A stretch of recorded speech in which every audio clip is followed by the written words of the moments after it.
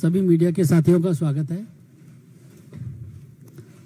आज हमारे बीच में भारतीय जनता पार्टी के वरिष्ठ नेता, भारत सरकार में मंत्री आदरणीय धर्मेंद्र प्रधान जी हैं और आपको एक महत्वपूर्ण प्रेस कॉन्फ्रेंस को संबोधित करेंगे। आदरणीय धर्मेंद्र प्रधान जी। नमस्कार मित्रों, इंडी गठबंधन के लोग और विशेष करके कांग्रेस पार्टी की नेता राहुल गांधी जी जो आए दिन संविधान की दुहाई देते हैं, इन दिनों में देश देख रहा है सबसे संविधान विरोधी काम कोई कर रहा है तो उसकी सरगना श्री राहुल गांधी जी हैं। कांग्रेस पार्टी की दिशाहीनता की और उनकी ये दुविधा बन चुकी है। एसआईआर, चुनाव आयोग, चुनाव की प्रक्रिया आज एक दुनिया में सिद्ध व्यवस्था बन चुकी है। एसआईआर पहली बार नहीं हो रहा है। हर एक राज्य में राष्ट्रीय स्तर पे चुनाव आयोग की एक नियमित प्रक्रिया है। मतदाता सूची को परिष्कार करने के लिए, व्यवस्थित करने के लिए चुनाव आयोग की आजादी के उपरांत एक निरंतर प्रक्रिया है। कांग्रेस पार्टी पहले ईवीएम के ऊपर झूठ बोलते हैं, कभी महाराष्ट्र की बात उठाते हैं, कभी हरियाणा की बात उठाते हैं। झूठ की वो एक नया पहाड़ बनाते हैं। पिछले विशेष करके 2014, 19 और 24 में और उन दिनों में कांग्रेस पार्टी अनेक राज्यों में निरंतर पराजय के कारण एक बैंकरप्सी की स्थिति में पहुंच चुकी है। कोई स्पष्ट मुद्दा हाथ में नहीं है, कोई नीति नहीं है। एक रिएक्शनरी फोर्स के नाते ये लोग अपने राजनीतिक कार्यकलाप बना रहे हैं।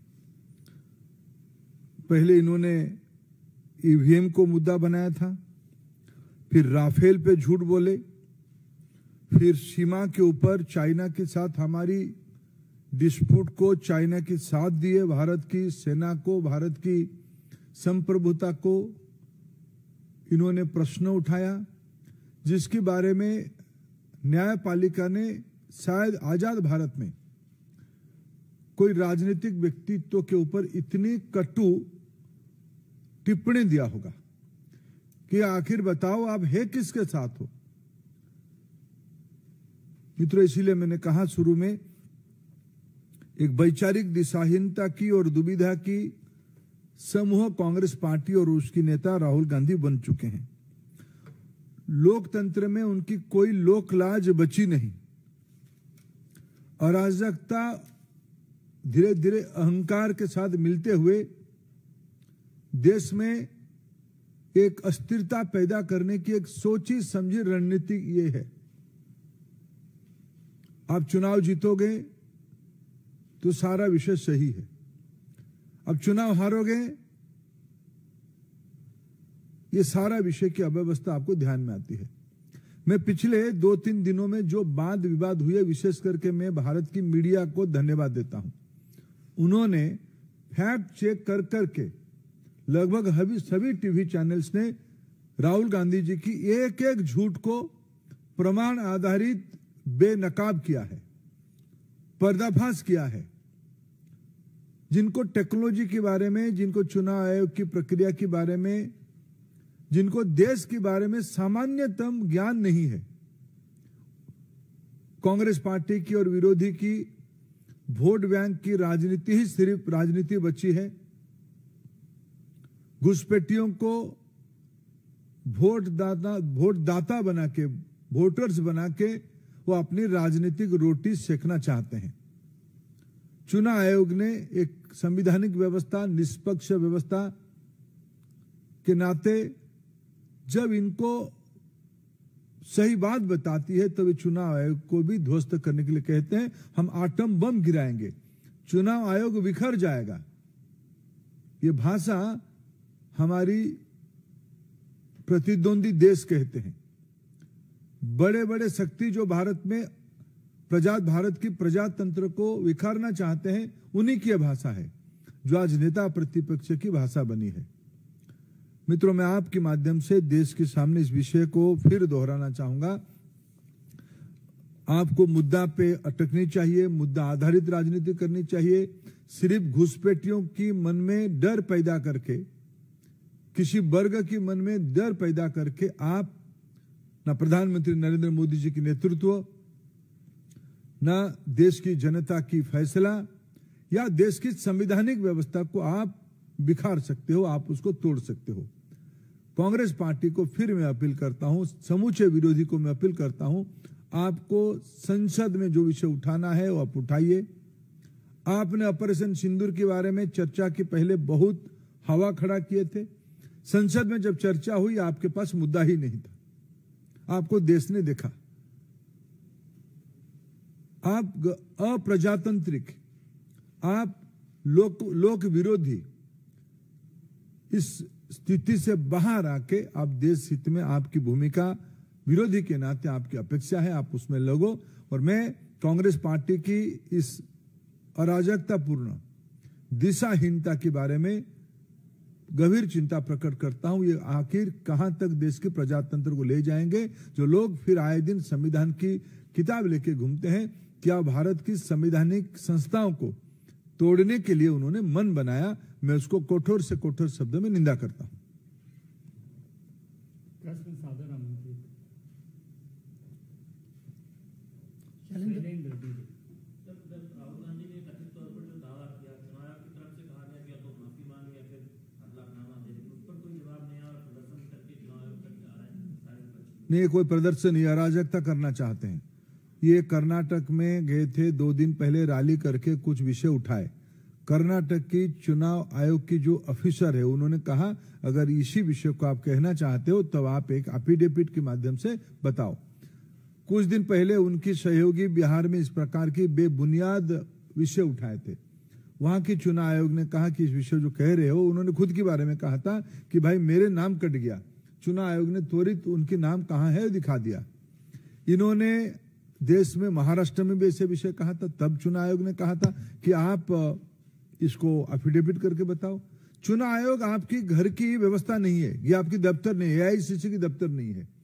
ये भारत की संवैधानिक व्यवस्था की एक प्रमुख स्तंभ है, जिसकी लोहा पिछले 7-8 दशक में देश ने देखा है, दुनिया ने देखा है।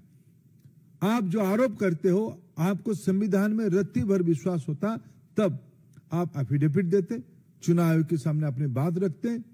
आप गाली गुलज करके, अराजकता पैदा करके देश में एक अशांति की माहौल बनाने का प्रयास कर रहे हो। सर, 30 सांसदों के प्रतिनिधि मंडल से मिलने की बात जो है वो चुनाव आयोग ने कहा है। इस पर विपक्षी सांसदों का कहना है कि क्या चुनाव आयोग के पास जगह कम है या उनकी मंशा नहीं है कि वो अधिक से अधिक सांसदों के साथ मुलाकात करें? मैंने कहा कि देखिए, प्रजातंत्र में एक प्रतिनिधि होता है। हमारे देश में 140 करोड़ जनता है। आखिर लोग विधानसभाओं में चुनते हैं। विधानसभा तो उस राज्य की जनता की नहीं बनती है, प्रतिनिधियों की बनती है, चुनाव से बनती है। लोकसभा में आज हम सदस्य हैं, राज्यसभा हम सदस्य हैं। लोकसभा राज्यसभा में तर्क करना, वितर्क करना, विषय उठाना उसकी एक प्रक्रिया है।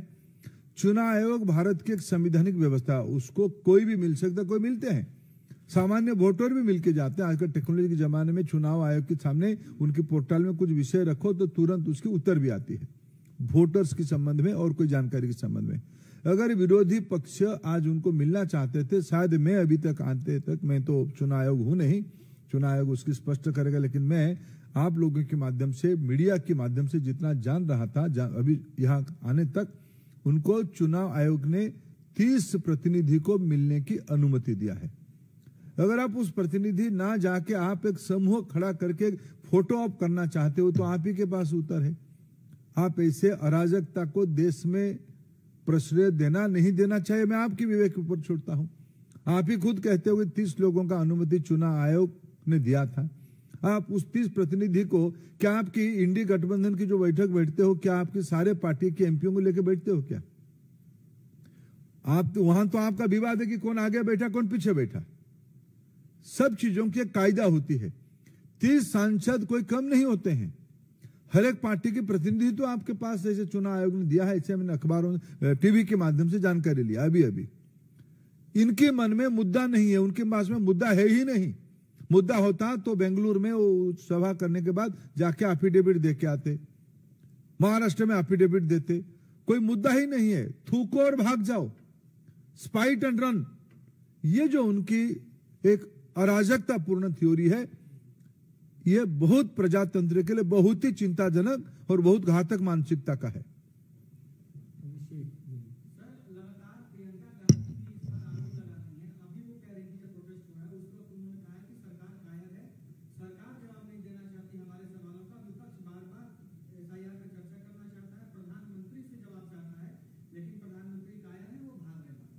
देखिए, मैं इस प्रकार की असभ्य अशालीन शब्द जो भी माननीय सदस्य लगा रहे, उनकी बारे में देश विवेक करे। मैं इनको निवेदन, आपके माध्यम से निवेदन करूं।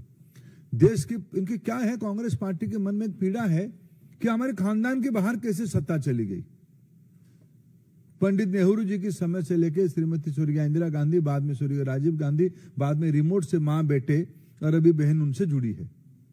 जो आरोपी है, जिनकी परिवार में भारत की संसाधनों को लूटने के लिए एजेंसियों की कड़ी शिकंजा पहुंच चुका है, ये लोग जब बरगलाते हैं तो असभ्यता, अपशब्द और अभद्रामी पे उतरते हैं। मैं उनको क्षमा देना चाहता हूं कि लोग निर्बोध लोग हैं।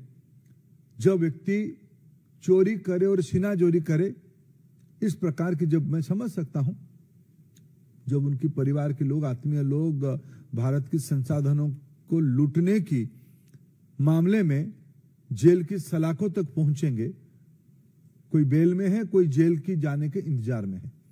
इस प्रकार की बौखलाहट अपेक्षाएं, आखिर संसद में कोई भी विषय पर हम आलोचना कर ले के लिए हमारी असहमति नहीं है, लेकिन जहां चर्चा जो विषय हो सकता है वही होगा। क्या हम सुप्रीम कोर्ट की कार्य पद्धति के बारे में हम चर्चा करते हैं?